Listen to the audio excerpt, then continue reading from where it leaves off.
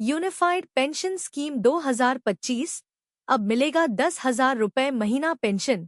जाने नए नियम और लाभ। केंद्र सरकार ने केंद्रीय कर्मचारियों के लिए यूनिफाइड पेंशन स्कीम यूपीएस को नोटिफाई कर दिया है, जो 1 अप्रैल 2025 से लागू होगी। इस योजना का उद्देश्य रिटायरमेंट के बाद कर्मचारियों को आर्थिक सुरक्षा प्रदान करना है।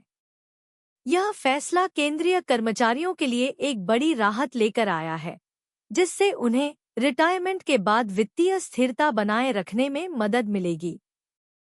यह योजना ओल्ड पेंशन स्कीम ओपीएस और नेशनल पेंशन सिस्टम एनपीएस के फायदों को मिलाकर बनाई गई है।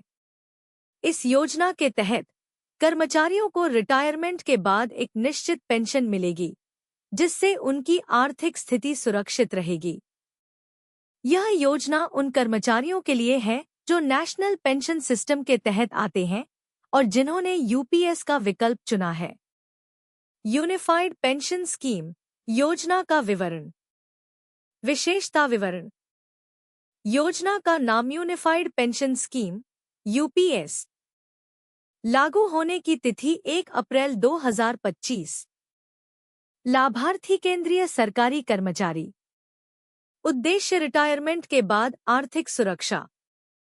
पेंशन राशि अंतिम 12 महीनों के औसत वेतन का 50%। न्यूनतम सेवा 25 वर्ष पूरी पेंशन के लिए। पारिवारिक पेंशन पेंशन का 60%। मृत्यु होने पर key benefits of unified pension scheme. मुख्य फायदे। यूनिफाइड पेंशन स्कीम यूपीएस केंद्रीय कर्मचारियों के लिए कई महत्वपूर्ण लाभ प्रदान करती है। Guaranteed pension. यूपीएस में केंद्रीय कर्मचारियों को उनके रिटायरमेंट के पहले के 12 महीने के औसत वेतन का 50% दिया जाएगा। इसके लिए कर्मचारी को कम से कम 25 साल की सेवा देनी होगी। आनुपातिक पेंशन। जिन कर्मचारियों ने 25 वर्ष से कम लेकिन 10 वर्ष से अधिक सेवा दी है, उन्हें आनुपातिक आधार पर पेंशन मिलेगी। न्यूनतम पेंशन। नई पेंशन योजना न्यूनतम 10 वर्ष की सेवा के बाद रिटायरमेंट पर 10,000 रुपये प्रति माह की न्यूनतम पेंशन की गारंटी भी देती है। पारिवारिक पेंशन। यदि कर्मचारी की मृत्यु हो जाती है तो उसके परिवार को पेंशन का 60% हिस्सा फैमिली पेंशन के रूप में मिलेगा। वित्तीय सुरक्षा। यह योजना कर्मचारियों को रिटायरमेंट के बाद वित्तीय रूप से सुरक्षित रखने में मदद करती है।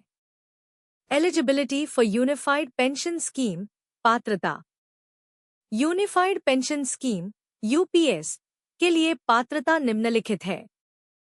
यह योजना उन केंद्रीय सरकारी कर्मचारियों पर लागू होगी जो नेशनल पेंशन सिस्टम एनपीएस के तहत आते हैं। कर्मचारी को एनपीएस के तहत यूपीएस का विकल्प चुनना होगा। UPS versus NPS, unified pension scheme और नेशनल पेंशन सिस्टम में अंतर। यूनिफाइड पेंशन स्कीम यूपीएस और नेशनल पेंशन सिस्टम एनपीएस में मुख्य अंतर यह है कि यूपीएस रिटायरमेंट के बाद एक निश्चित पेंशन की गारंटी देता है, जबकि एनपीएस बाजार से जुड़े रिटर्न पर आधारित होता है। यूपीएस उन कर्मचारियों के लिए एक बेहतर विकल्प हो सकता है जो रिटायरमेंट के बाद एक स्थिर आय चाहते हैं। फाइनेंशियल इम्प्लीकेशंस, वित्तीय प्रभाव। यूपीएस लागू होने के बाद सरकार को कर्मचारियों की बेसिक सैलरी का 18.5% कंट्रीब्यूशन करना होगा। इससे सरकारी खजाने पर हर साल करीब 6,250 करोड़ रुपए का अतिरिक्त बोझ पड़ेगा। बजट 2025 पेंशनर्स के लिए क्या है? हालांकि इस सर्च रिजल्ट में बजट 2025 के बारे में विशेष जानकारी नहीं है, लेकिन यह उम्मीद की जा रही है कि सरकार पेंशनर्स के लिए कुछ और राहतों की घोषणा कर सकती है।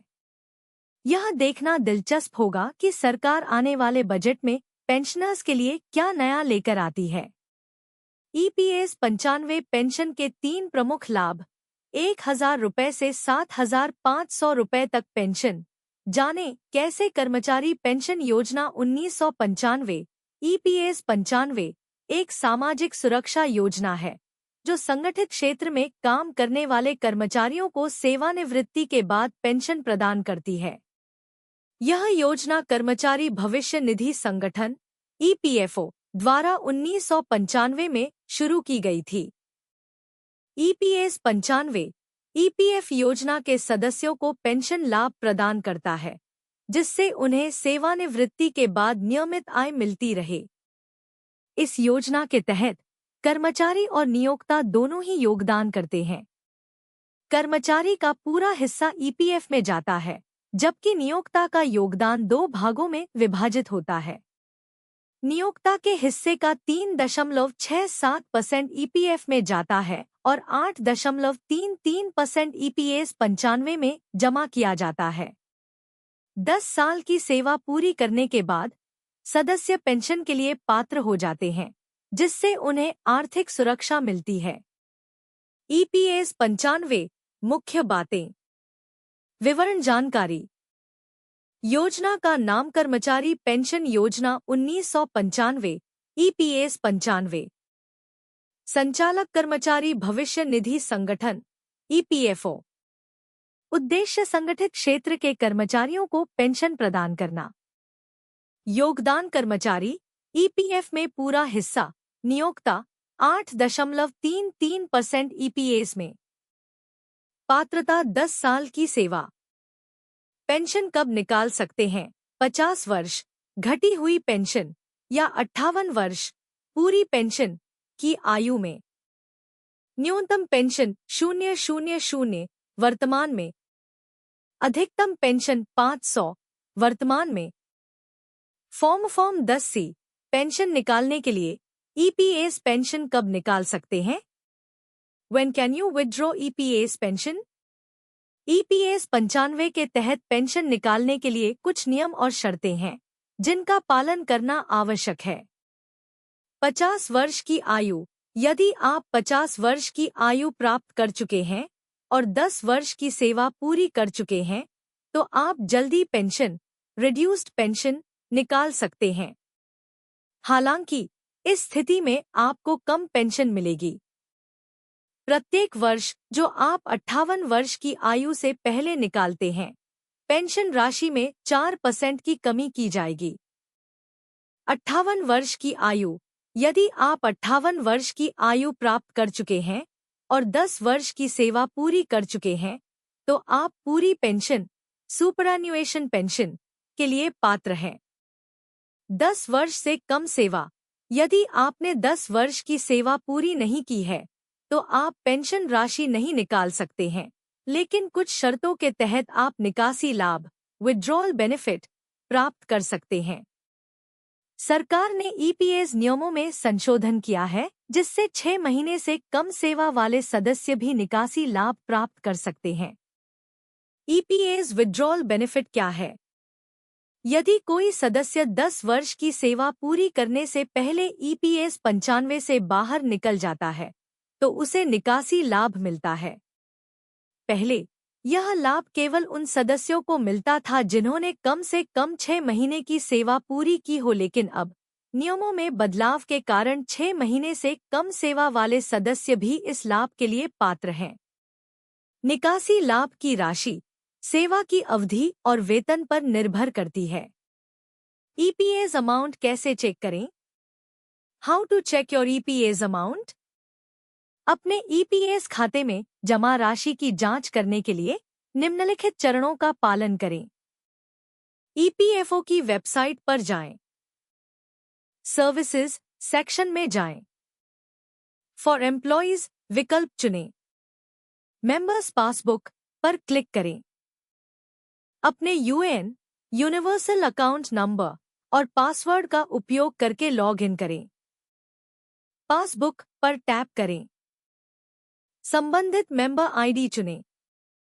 पासबुक ओवरव्यू कॉलम के तहत कुल ईपीएस राशि देखें। वैकल्पिक रूप से जानकारी को पीडीएफ फॉर्मेट में डाउनलोड करें। फॉर्म 10C क्या है? What is form 10C? Form 10C एक महत्वपूर्ण फॉर्म है, जिसका उपयोग ईपीएस राशि निकालने के लिए किया जाता है। इस फॉर्म को ईपीएफओ पोर्टल से डाउनलोड किया जा सकता है और इसे भरकर जमा करना होता है। फॉर्म जमा करने के लिए आपके पास एक सक्रिय यूएएन और केवाईसी विवरण होना अनिवार्य है। ईपीएस के विभिन्न प्रकार, types of pensions under EPS. कर्मचारी पेंशन योजना ईपीएस, ईपीएफ ग्राहकों के परिवार के सदस्यों को सहायता प्रदान करने के लिए विभिन्न प्रकार की पेंशन प्रदान करती है। विधवा पेंशन, विडो पेंशन, बाल पेंशन, चाइल्ड पेंशन, अनाथ पेंशन, ऑर्फन पेंशन, घटी हुई pension, reduced pension. Disclaimer, unified pension scheme UPS एक वास्तविक योजना है जिसे केंद्र सरकार ने अपने कर्मचारियों के भविष्य को सुरक्षित करने के लिए शुरू किया है। यह योजना 1 अप्रैल 2025 से लागू होगी। कर्मचारियों को सलाह दी जाती है कि वे इस योजना के बारे में अधिक जानकारी के लिए आधिकारिक स्रोतों से संपर्क करें।